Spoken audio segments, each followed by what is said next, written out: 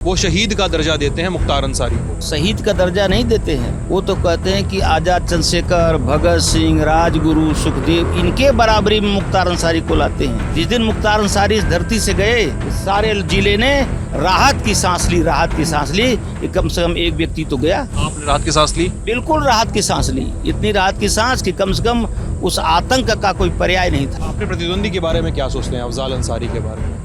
उनके बारे में क्या सोचना है, कुछ नहीं सोचना। जो व्यक्ति 4 बार विधायक और 2 बार सांसद इसी जनता ने बनाया है, जिनको वो कह रहे हैं कि भारत की हालत तो म्यांमार और पाकिस्तान से भी खराब है, उनको तो भारत का नागरिक कहने में भी अब मुझे शर्म आ रही है।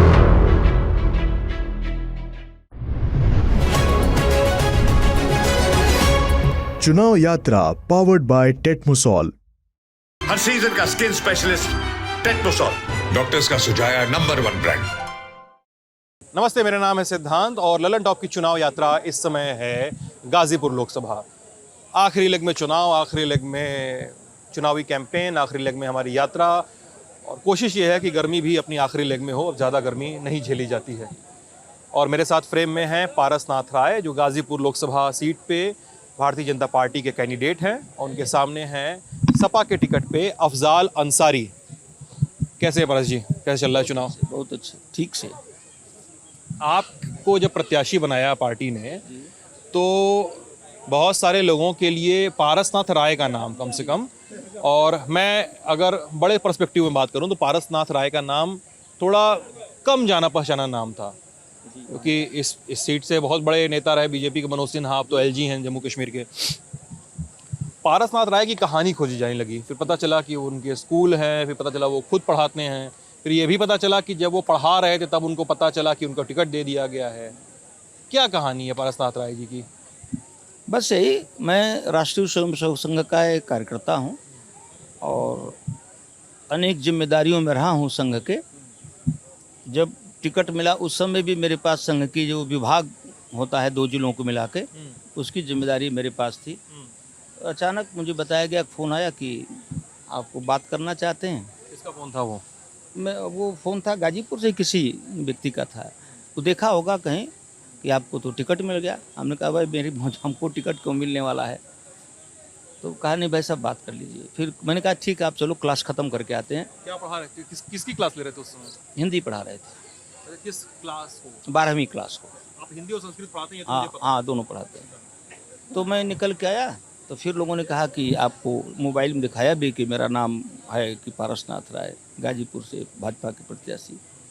तो मैंने कहा ठीक है, अध्यक्ष जी से बात करने दो। तो जो जिला अध्यक्ष हैं सुनील सिंह, उनसे मैंने बात किया तो उन्होंने कहा भाई मैं सब फ़ोन आपको करने ही वाला था, आप गाजीपुर आ जाइए। उस दिन हम लोगों की बैठक थी संघ की, समन्वय बैठक जो सबको मिला जुला के होती है, 2 बजे से थी, तो मुझे आना भी था।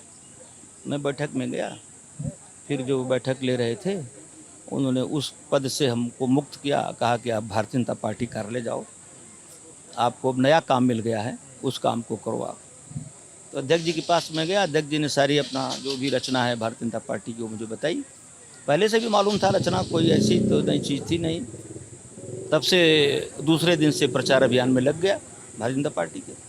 मनोज सिन्हा के साथ भी आपने काम किया है, लोग बताते हैं यहाँ पे। उनसे जूनियर रहे हैं। हाँ, काम किया है। उनके जितने चुनाव हुए अब तक, सारे चुनावों को, क्योंकि संगठन मैनेजमेंट जिसको कहते हैं, वो मैं देखता था।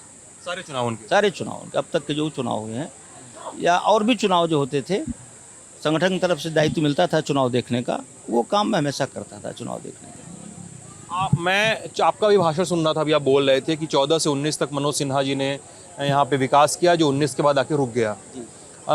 ये इसलिए भी पूछ रहा हूँ कि ये सीट थोड़ी सी टफ होती है ना। ये सीट 24 में मनोज सिन्हा जीतते हैं लगभग 30,000 वोट के डिफरेंस से, 19 में वो हारते हैं 1 लाख से ज़्यादा के वोट के डिफरेंस से, और आप 24 में खड़े हैं। मनोज सिन्हा यहाँ पे कैंपेनिंग कर रहे हैं, आपके लिए कैंप कर चुके हैं।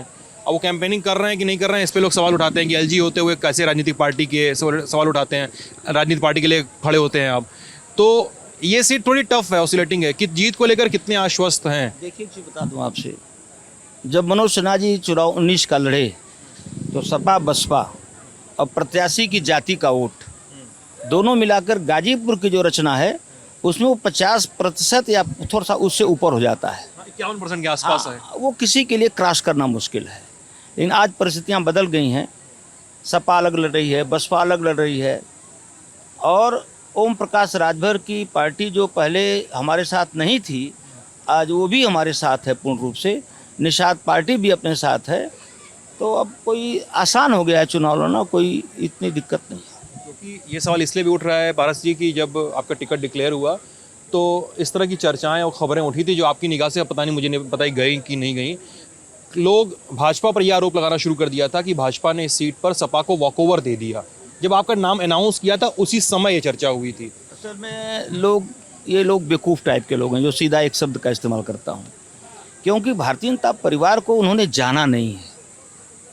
भारतीय जनता पार्टी का जो परिवार है उसको जानने के लिए कम से कम भीतर 10 वर्ष जो काम करेगा, 10 वर्ष, वो जान पाएगा कि भारतीय जनता पार्टी या उससे संबंधित संगठन क्या है।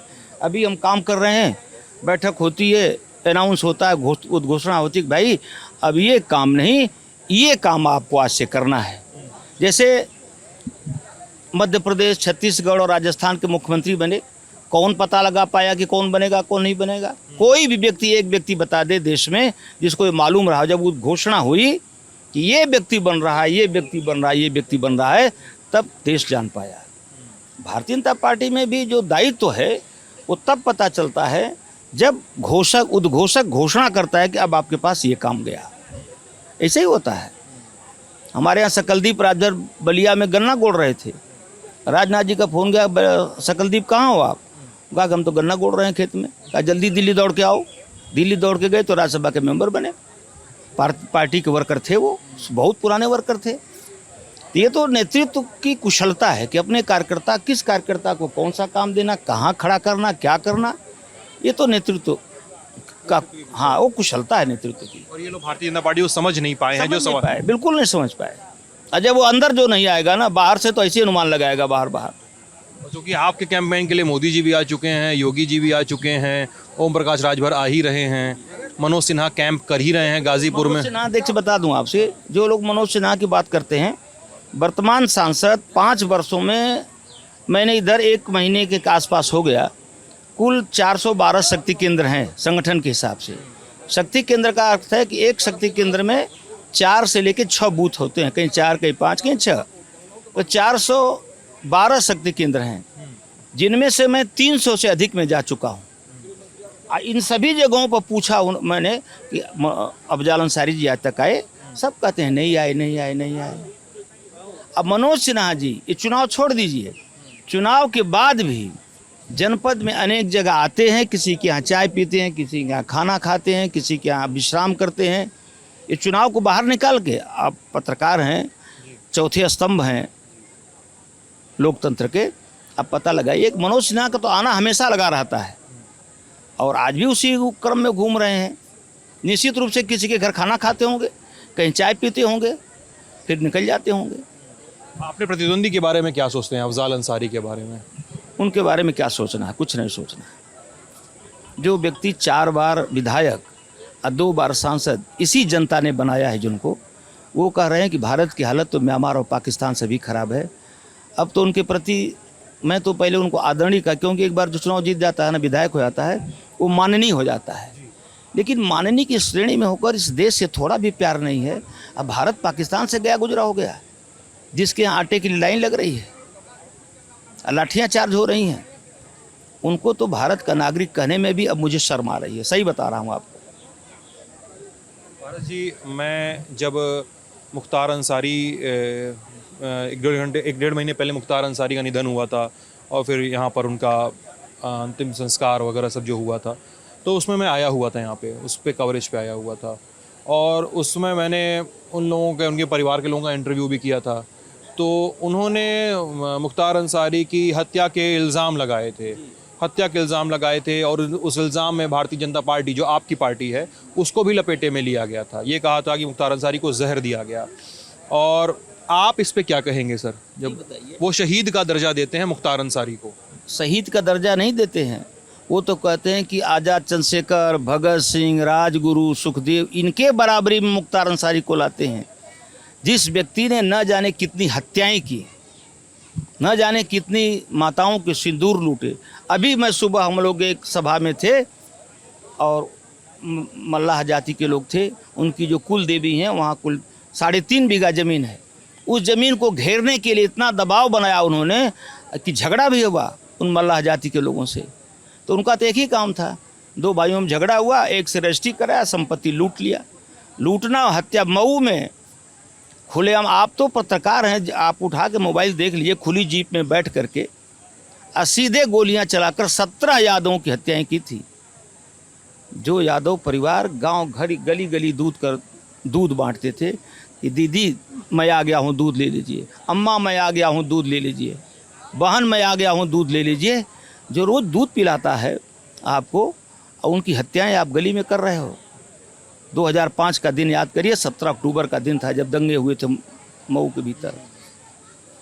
और ऐसे व्यक्ति को आप शहीद कह रहे हैं, क्या क्या कह रहे हैं? आपकी ज़बान खुली हुई, आप कहिए, कौन मानता है इसको? जिस दिन मुख्तार अंसारी इस धरती से गए, इस सारे जिले ने राहत की सांस ली कि कम से कम एक व्यक्ति तो गया। आपने राहत की सांस ली? बिल्कुल राहत की सांस ली, इतनी राहत की सांस कि कम से कम उस आतंक का कोई पर्याय नहीं था। अब चलेंगे आगे। आखिरी एक सवाल, गाजीपुर के लिए कि आपका एजेंडा क्या है? विकास, केवल विकास। क्या क्या करवाएंगे जनता को? आदरणीय मनोज सिन्हा जी के जो कुछ काम अधूरे रह गए, छूटे हैं, उनको तो पूरी गति से आगे बढ़ाना। और उन्होंने युवकों को काम देने के लिए एक रोजगार मेला लगाया था सहजानंद में, इसमें बड़ी बड़ी कंपनियां आई थी, अनेक नौजवानों को चयनित करके ले गई। लेकिन सपा के लोगों ने इतना उत्पात किया वहाँ, इतना उत्पात किया कि वो लोग सब चले गए यहाँ से नाराज़ होकर के।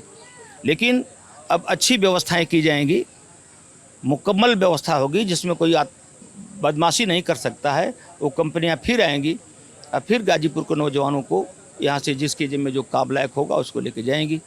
बस इतना। महाराज जी, चुनाव के लिए बहुत सारी शुभकामनाएं। आप ललन टॉप पे बातचीत देख रहे थे। आप सभी लोगों का बहुत बहुत शुक्रिया।